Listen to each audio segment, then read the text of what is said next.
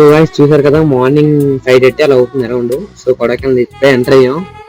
చూసారు కదా అసలు నేచర్ వ్యూ అయితే అసలు మామూలుగా లేదు. నేను చెప్తాను, మేడ మేడ మేడ అయిపోతుంది ఎవరైనా ట్రావెలింగ్ కూర్చున్నది అయితే.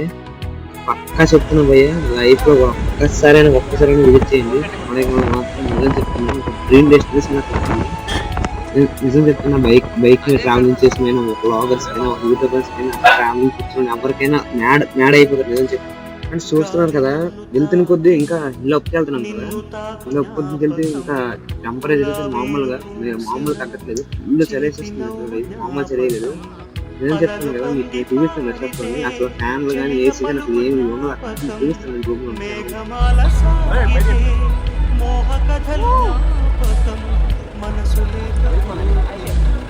మనిషి ఎందుకంట